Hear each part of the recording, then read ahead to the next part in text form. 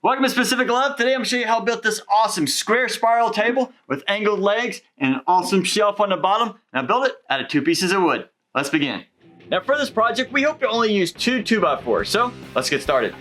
Now if you notice here, these are actually contrasting colors. They're both Douglas fir, but this one is much darker than this one, and we're hoping that will just help everything just stand out a little bit more. You'll also notice that we have very minimal knots through these boards. Now for our first piece, we're going to be cutting off of the dart board.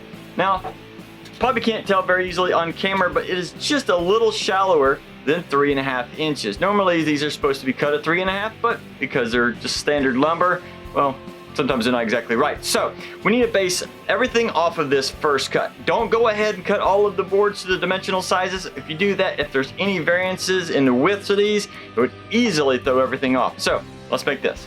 All right, for our first cut, we're going to do it at 3.5 inches. All right, for our next piece, we're going to go back to the light. Now this board is almost exactly 3.5 across, so we need to cut this at 7 inches.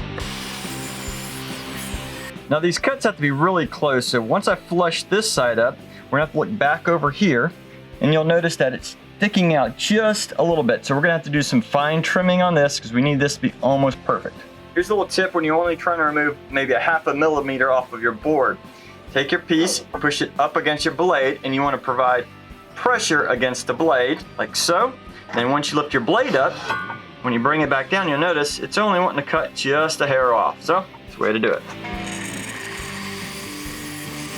Then make sure to continue to make careful measurements, and then you can cut the rest of them out. Now once you have the second row cut, it's a good idea to try and make sure everything is square, because this is the best opportunity to make any final adjustments or final cuts, so to make sure it looks right. Now to hold all these together, we're going to flip them upside down and we're going to use pocket holes. So let's start drilling some of those out. So once I have everything measured up, I have clamped down the 2 boards that I'm going to be screwing through, because you don't want any chance of these shifting and getting off center as the screw goes in. You'll also notice I have pocket holes going in both directions. One side is to hold this inner layer, and the opposite side will be holding the outer layer. Now that we have this completely assembled, we're going to take a measuring tape and just kind of measure all of the sides here and make sure that they are really close. And that should work. If they're 32nd or maybe even a 16th off, your eyes will never notice it, and you can always go back and sand down one of the sides if need be. Next up, we want to measure out for the 3rd layer here. Now in my case, my board is just a little under 3.5 wide, so I got to take that into consideration when I measure out this side. And once you have one side measured out, then go along and figure out the rest of the measurements. Now for these longer boards, again, I'm going to be using pocket holes. Now there is one end that we do need to pocket holes, but the other side we do not. For example, you do not want pocket holes here because there's nothing to screw into, but you do want them here so that it can connect everything together. So keep that in mind when you're drilling. And don't forget to screw from the inner boards to the outer ones, but to do this, you'll probably have to put some weight on this so it doesn't move around. All right, now that we have this completely screwed together, I'm going to be mixing together some tabletop epoxy, and then I'm going to be taking a sponge brush here, and I'm going to go along each of these seams, just ever so slightly to try and seal everything off. We want to make sure we can fill in most of these gaps so that we don't have a lot of seepage when we do the full pour. Now I've also added a little bit of tape around all the edges just to kind of minimize any side runoff. Now I brought this into my garage because there's less dust in the air, and I need to level this off. Well, that is pretty close already, but I'm going to use some craft sticks to make sure it is perfectly level.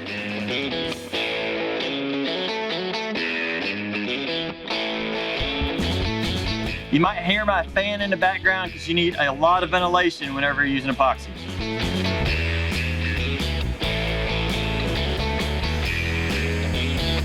Now while that resin is starting to cure, I'm going to be using the rest of the wood here to cut out the legs. For the vertical pieces, I'm going to be using a lighter, and for the horizontal, I'm going to be using a dark.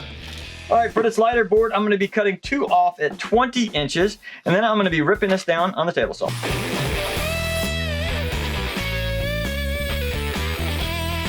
Now we're going to repeat the same process on the darker board, but in this case, I'm going to use 13.5 and 8. All right, once you cut these on a table saw, these edges are going to be really sharp. So you need to take a bow sander and go along this edge to remove it and smooth it out a little bit. I actually made several varieties of these in my last video, so make sure you check those out. Now these legs are actually going to have a little bit of a taper to them. In fact, it's going to be roughly 10 degrees. On the bottom down here, I'm going to have to cut the these inner supports in. Same thing on the top. And then on the very bottom, I'm gonna have to angle them as well.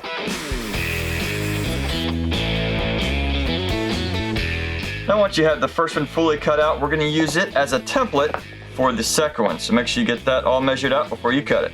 Now that we have almost 2 identical leg setups, we're gonna use some glue and pocket screws to hold it all together.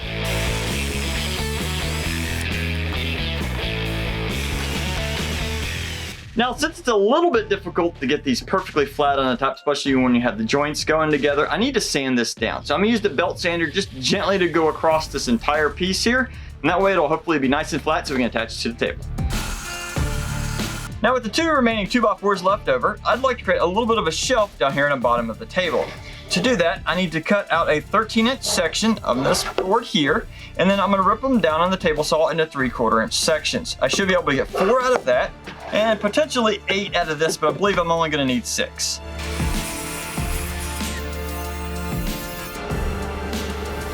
Now, whenever you're ripping 2x4s, there's always a chance you're gonna burn some of the wood. So I'm gonna take these over to the belt sander. I'm gonna try and smooth this out. Now that I got all these sanded and laid out in the design pattern that I want, I'm actually going to flip these upside down before I glue them. That's because my workbench here is nice and flat, and that'll make sure the top of this is nice and smooth. Now, as I flip these, you'll notice I did not sand all of the bottoms, and that is up to you if you want to do that, but these are not going to be seen, so I didn't worry about it.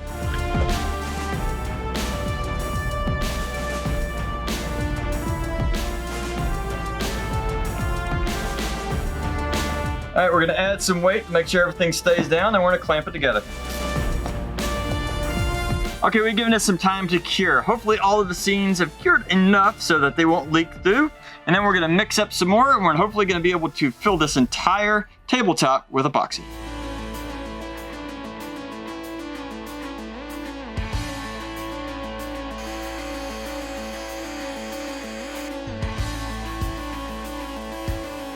And once this has had some time to dry, we need to flip it over.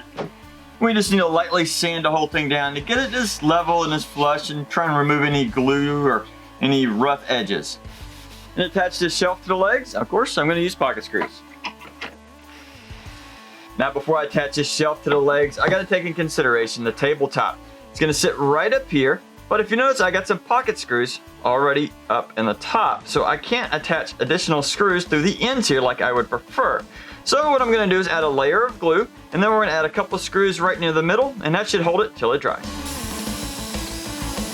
I also recessed each of the holes just a little bit so the head can fit down inside. Now it's time to attach the shelf. I'm actually going to drop it down about 1/4 inch on the top to give it a little bit of a lip here.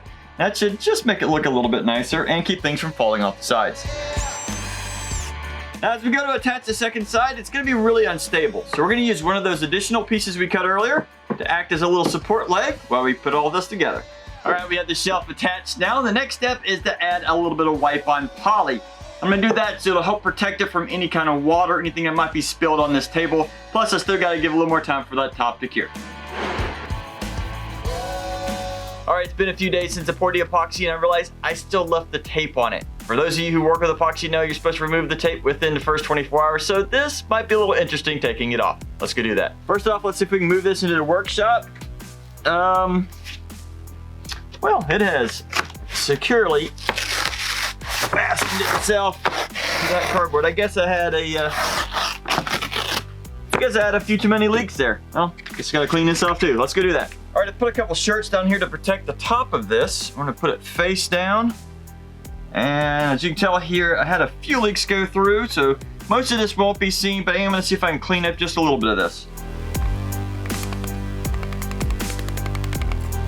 Well, unfortunately, it is pulling up some of the wood here, but we gotta at least remove most of this. All right, for the moment of truth, let's try and pull this tape off.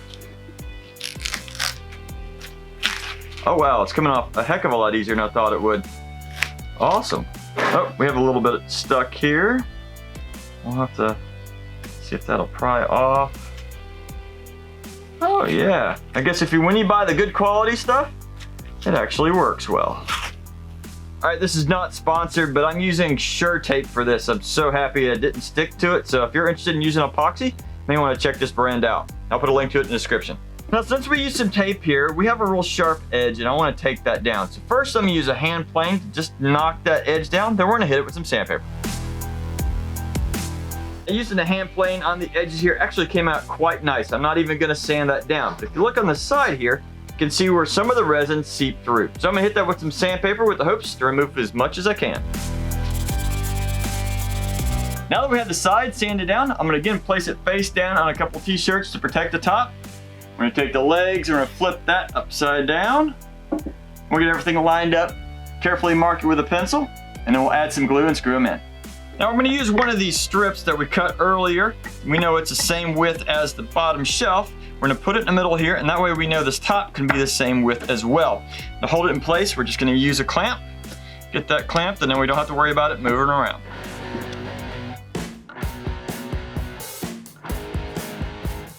Now to try to keep the legs from moving around, I'm going to use a small bit. We're going to go through the existing hole. We want to create just a small tap hole in the bottom of the table. All right, here we go. Looking pretty awesome. Now I am going to take some wipe-on poly. We're going to go across all this to make this look a little bit shinier.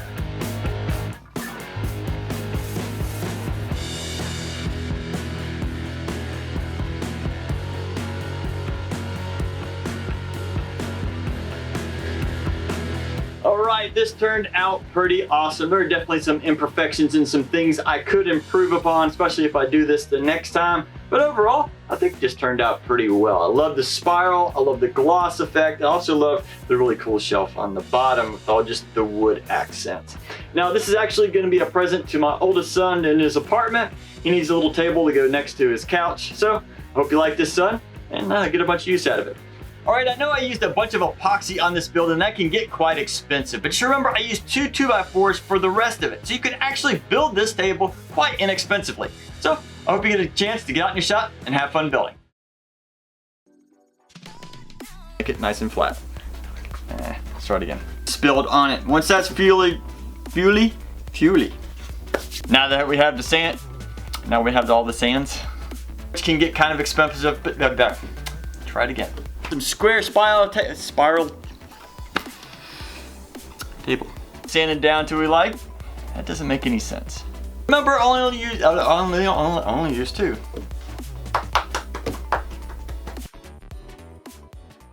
Hold on, I'm thinking.